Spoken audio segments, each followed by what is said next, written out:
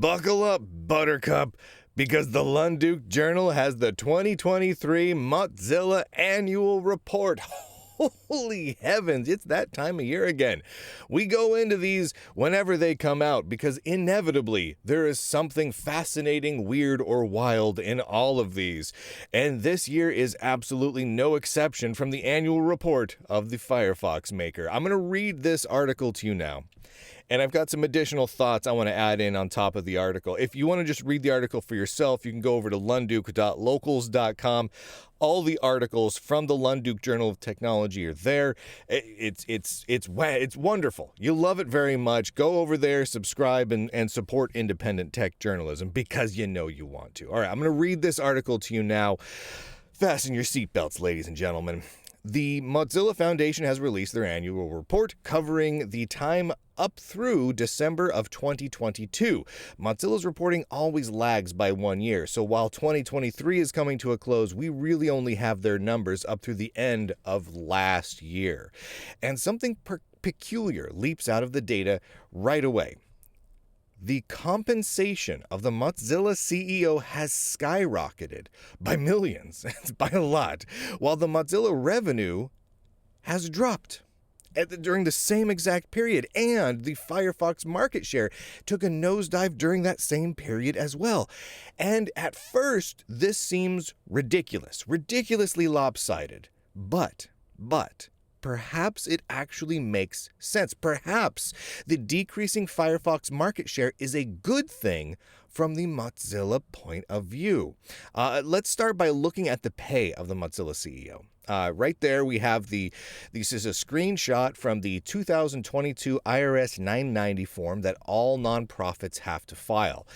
And if you look at it really closely, that first line, Mitchell Baker, chair, paid only by a related for-profit. Now, what that is this is the numbers from the Mozilla Foundation. They have to report on this, but she gets paid directly by the Mozilla Corporation, right? Which she runs both of them. So both the Mozilla Foundation and the Mozilla Corporation are run by the exact same person, Mitchell Baker. The corporation is the one that actually pays her. And your eyes do not deceive you there. If you look at column E, you see that the Mozilla CEO earned $6.9 million in 2022, just shy of $7 million. Now, the year prior, 2021, the CEO earned $5.6 million, which was already a pretty good income. I'm not gonna lie, I wouldn't turn that down myself.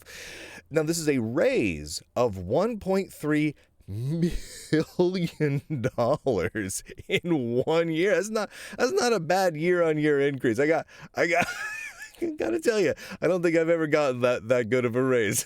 I mean, I'll have to double check my books and everything, but I don't think I've quite ever gotten that, huh?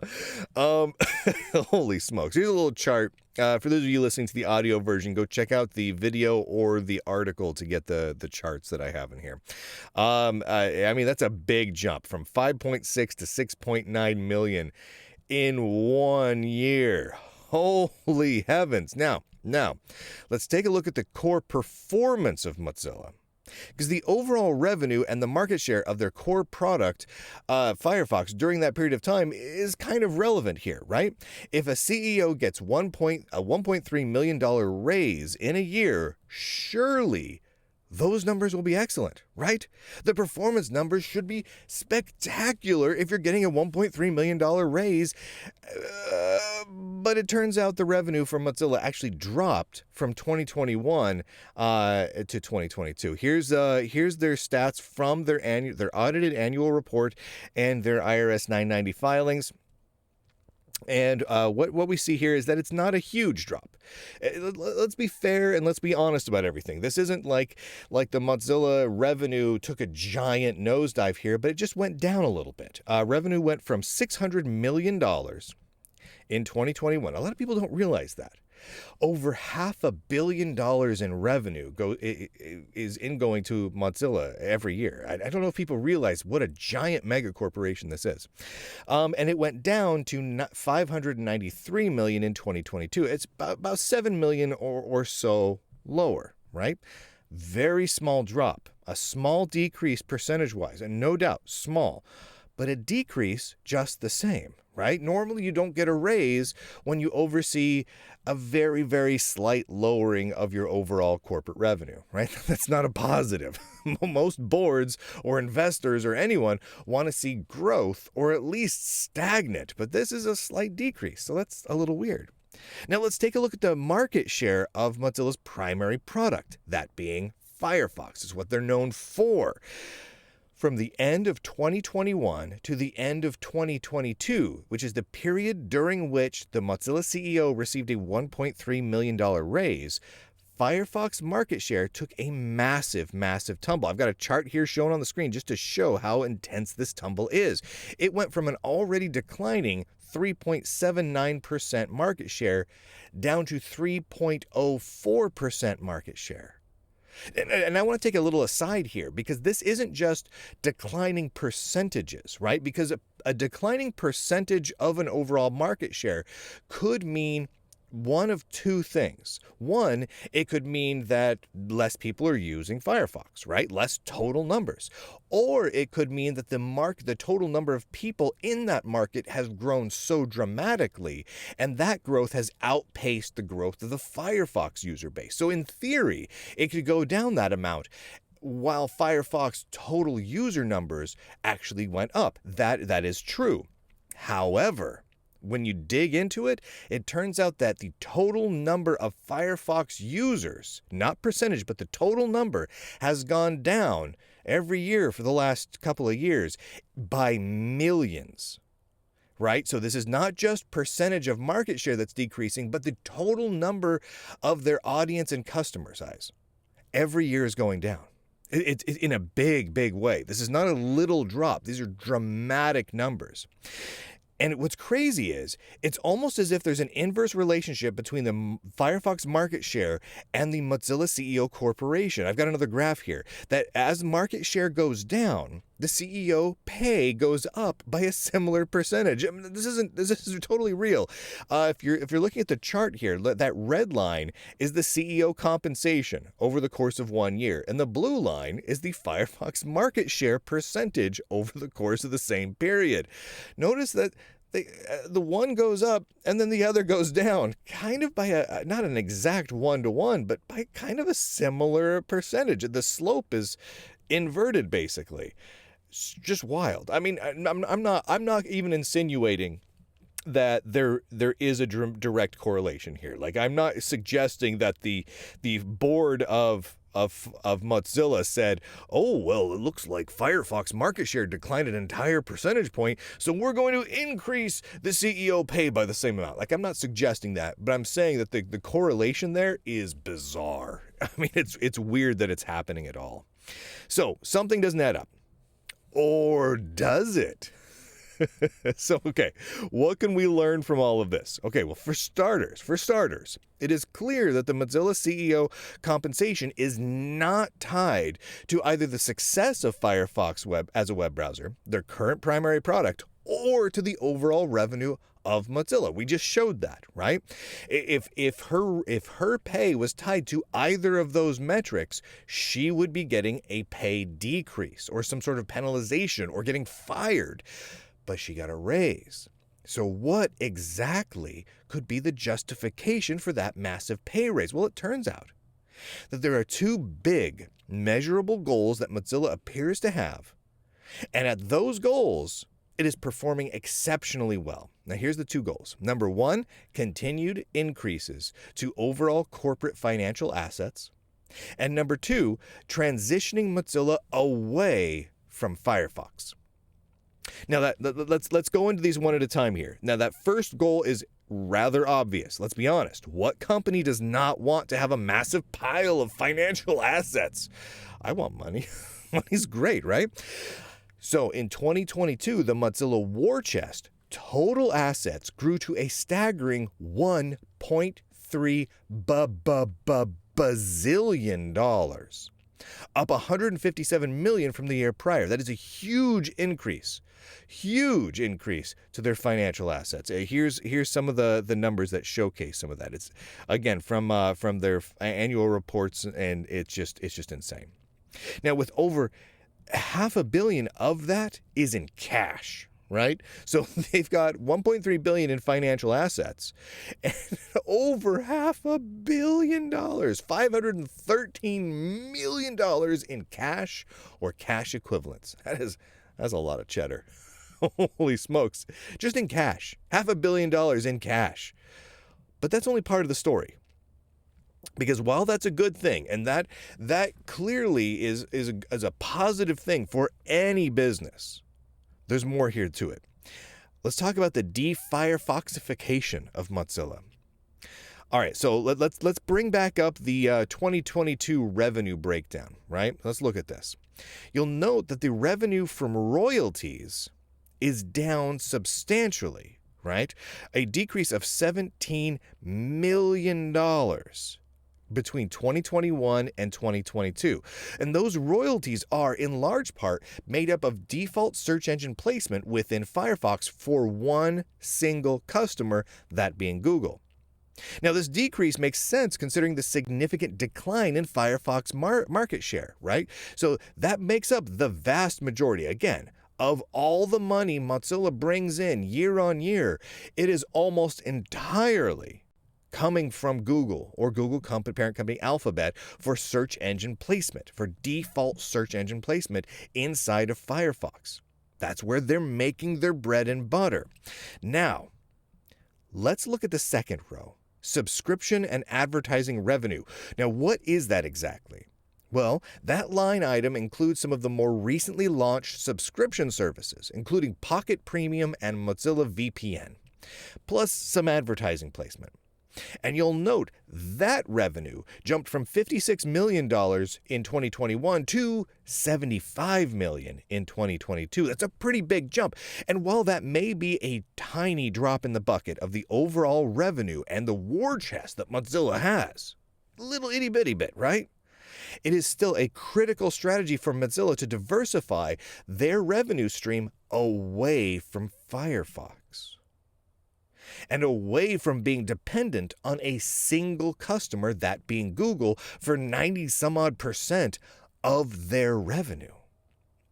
And as it turns out, moving away from Firefox is exactly Mozilla's plan.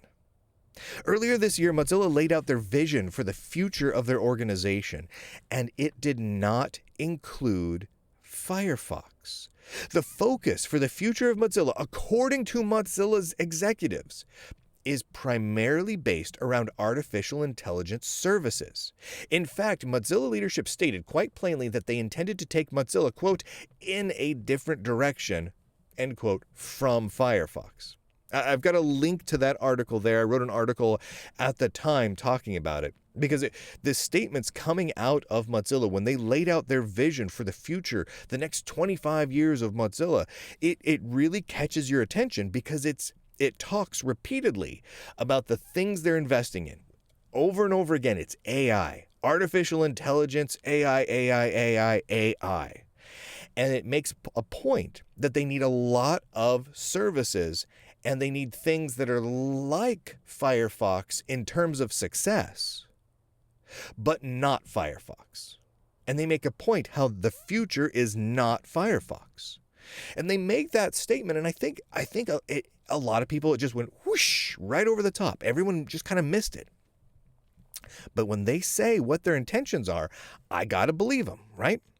So when you consider the goals of Mozilla, the decreasing Firefox market share is no longer much of a concern. In fact, moving revenue away from Firefox while investing in AI systems and other subscription services becomes the primary goal. And at that goal, the Mozilla CEO is excelling. Right? I mean, look at the numbers. They speak for themselves. So what does this mean? Right? What is the future of Mozilla? What have we learned from Mozilla's statements coupled with their financial reports? So let's go down really what we've learned here. First, Mozilla rewards executives who oversee a decreasing success and reliance upon Firefox.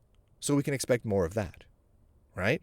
The Mozilla CEO and executive team has been rewarded handsomely for decreasing the dependence on Firefox and decreasing the market share and success of Firefox. Now, if an executive team is being rewarded for doing something, they're going to do more of it. So we can expect more decreasing success in Firefox. That's just what we can expect. In turn, number 2, that likely means reduced investment in Firefox development and promotion over the coming years. That's just what that means. If you have a company that has a product and it's your legacy product that it's been your bread and butter for years, but you know there is an end of life to it. You know that it's already a losing battle. It's losing market share to your greatest competitor, and your greatest competitor is your only customer. You need something else. You need an exit plan. And that is what is happening here. And when you have that exit plan and you've enacted it to a certain successful degree, you stop investing in that legacy product, in this case, Firefox. Number 3, Mozilla intends to focus on artificial intelligence. So what does that mean? We can expect more AI investment and possible AI services in the year ahead. I would not be surprised if we exited 2024 with much like how Twitter announced their own AI service that they called Grok, and Microsoft has their Bing's chat bot service. I would not be surprised if we exited 2024 with a paid Mozilla AI service. That would not surprise me in the slightest. It would be exactly in line with their stated goals and what their revenue is suggesting. And number 4, if all of that holds true, we can likely expect the Mozilla CEO to receive additional raises in the next annual reports. I also expect if they do all of this, let's say Firefox market share drops down to 1%. Let's say Mozilla's revenue overall bottoms out. But their subscription services double in the same period, I would expect to see Mozilla CEO to get a raise from their board. I just would, because that is in line with their goals and that's what they're aiming for. So if you're a fan of Firefox, none of that points in a particularly bright future, right? This doesn't bode well for the continued development of Firefox over the next couple of years, right? Now, clearly, Mozilla has continued to be investing in Firefox, but I would anticipate that to trail off over the coming years, just because of where they want to go as a corporation and a foundation and where they're putting their money. That just makes sense. Now, all that said, if you are the CEO of Mozilla, you might be bringing in enough money, enough moolah, enough cheddar to buy yourself your own island fortress pretty soon. And hey, who doesn't want an island fortress? Am I right? Maybe put some sharks with lasers on it, garden the fortress, maybe a big giant skull carved into the side of an island volcano, something like that. Yeah, that's some serious moolah. She's making over $500,000 every month. It's not a little bit of money here. I mean, we're not talking like Elon Musk, Bezos, Balmer money, but it's a lot of money. This is a fascinating topic to me.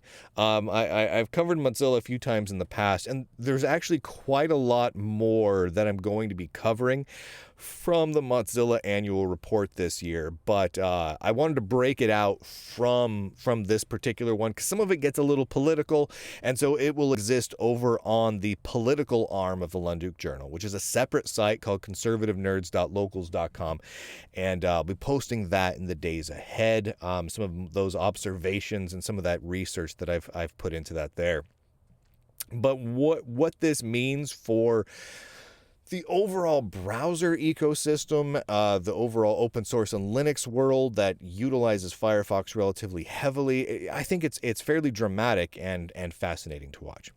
Now, if you want to support independent tech journalism like this, because let's be honest, you don't get this anywhere else. There's no tech publications out there that are covering all of this stuff. The leaks from within Red Hat, the details coming out about the Linux Foundation and Mozilla and Wikimedia and everything else, you don't get that anywhere. It's just here at the Lunduke Journal. Be sure to grab, at the very least, a free membership over at lunduke.locals.com. That way you get alerted when new articles come out. And there's been big ones. I mean, just this week alone, there's been some big articles. So go ahead and grab that. If you want to support the work that we do here, the work that the Lunduke Journal does, and get some exclusive books and videos and other goodies in the process, grab a paid subscription. Go to lunduke.locals.com, or just go to lunduke.com and you'll get links, all the links, RSS feeds, different ways you can subscribe, different ways you can get lifetime memberships, and everything else is all at lunduke.com. So go there and click and subscribe everywhere. It helps support the work I do, and make sure that the Lunduke Journal stays 100% independent, 100% ad-free, and 100% free from big tech. We do not now and do not ever take a single penny from any tech company, ever. No advertisements, no sponsorships, nothing, not a penny of it. So go to lunduke.com and help us out. Also, there's a lot of other articles happening. The Linux Foundation only spending 2% of their revenue on Linux just dropped again. It's amazing how the big foundations like to squeeze in their annual reports right at the same time that everyone is off on vacations and holidays. You know what I mean? And with the Mozilla, what's really interesting is they wait until the last minute, because the numbers they're reporting are from last year. They're not going to tell us numbers from 2023 until the end of 2024. That's just how they roll. And they just slide it under the radar, hoping no one notices. Well, you know what? I notice. And we dive into it, and we're going to be talking about it next week as well. So thank you to everyone who makes all of this possible. Thank you to all of the subscribers. Please become one. The subscription, I should add, if you're listening or watching this and it's before the New Year's, if it's still December, you can grab a subscription for the current rate, because on January 1st of 2024, the subscription prices for a monthly, an annual, or even the lifetime subscription is going up a little bit to stay in line with inflation, right? It's literally matching inflation. But if you want to get locked in at the cheaper price, do it now before January 1st hits. Otherwise, you'll be mega bummed out because you weren't able to lock it in at a couple bucks cheaper. And literally, it's like $1 difference per month. But you start flashing forward, 2 or 3 years, that starts to add up pretty fast, because you can lock it in at the current rate now before it goes up. So do that just so that it's cheaper for yourself. Or wait a few days and give me more money, which is fine too. All right, everybody, ladies and gentlemen, boys and girls, nerds and nerdettes alike, all across the inner tubes, and broadcast.